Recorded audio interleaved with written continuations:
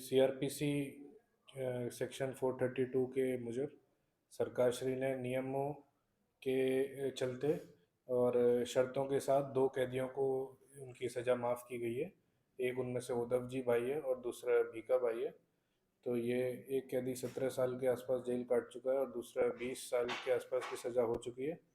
तो इन दोनों को सरकार की तरफ से इनकी सज़ा माफ़ की गई है और जेल प्रशासन की तरफ से ये वापस समाज में पुनः स्थापित हो सकें, इसकी बहुत बहुत शुभकामनाएं दी जाती हैं और आशा करते हैं कि वापस जेल की तरफ कभी नहीं आएंगे। सर कौन से क्राइम में ये लोग सजा काट रहे थे? ये दोनों मर्डर के क्राइम में थे, तो अभी इनका सज़ा माफ़ी होगी।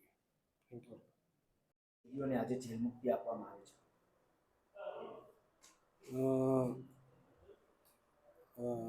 જે કેદીઓ રાજકોટ જેલમાં આજીવન કેદની સજા ભોગવતા હતા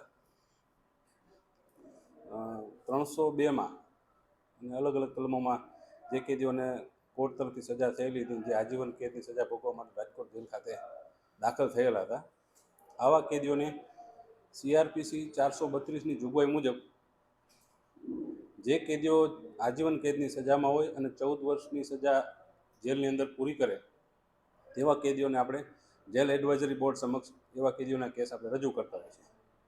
આવા કુલ 79 કેસ આપણે રાજકોટ જેલ ખાતેથી જેલ એડવાઇઝરી બોર્ડ સમક્ષ મૂકવામાં આવેલા હતા। જે કેદીઓના કેસ છે એમાંથી મોટાભાગના કેસ અમે સરકારમાં દરખાસ્ત મોકલી દીધેલી છે। 433 મુજબની વહેલી જેલ મુક્તિ અંગેની દરખાસ્ત મોકલી દીધેલ છે। જે પૈકીના 2 કેદીઓ કે ઉદ્ધવજીભાઈ હરજીભાઈ કે જે કલમ 302માં ખૂનના ગુનામાં 2008ની સાલમાં જેલની અંદર દાખલ થયેલા હતા સજા ભરવા માટે, અને એક કેદી છે ભીખાભાઈ હરજીભાઈ પ્રજાપતિ કે જે 302 498ના ગુનામાં અત્રેની જેલ ખાતે સજા ભોગવવા માટે દાખલ થયેલા હતા। સરકારશ્રીએ તેઓની જેલની અંદરની સારી ચાલ ચલકતને ધ્યાનમાં રાખી અને તેઓને વહેલી જેલ મુક્તિની અંગેની જે દરખાસ્ત આપણે મોકલેલી એને મંજૂર કરેલ છે। અને આજરોજ તેઓ બંને ઉદ્ધવજીભાઈએ 15 વર્ષની સજા ભોગવેલ છે, જ્યારે ભીખાભાઈ હરજીભાઈએ 20 વર્ષથી વધુ 20 વર્ષને 9 માસ જેવી સજા ભોગવેલ છે। જે બંને કેદીઓને અત્રેની જેલ ખાતે જેલોના સુધારાત્મક ગૃહના ભાગરૂપે જેલમાં કામ આપવામાં આવેલું હતું, જે કામ તેઓએ સંતોષકારક રીતે કરેલ છે। જેમાં ઉદ્ધવજીભાઈ હરજીભાઈ જેલમાં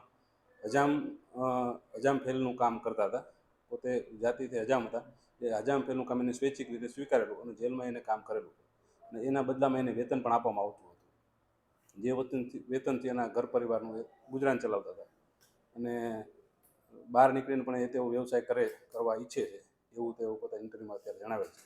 ઉપરાંત ભીખાભાઈ હરજીભાઈ છે, જે શ્વાસની બીમારીથી પીડાતા હતા, જે વખતે તેઓને ગૌશાળામાં જેલની ગૌશાળામાં કામ આપવામાં આવ્યું સ્વૈચ્છિક રીતે, તો તેઓને જે દમની તકલીફ હતી એ સારી થઈ ગઈ છે અને પશુપાલનનું કામના જાણકાર હતા, એટલે બહાર નીકળીને એ પણ પશુપાલનનું કામ કરવા માટે ઈચ્છા ધરાવે છે એવું પોતાના ઇન્ટરવ્યુમાં જણાવે છે।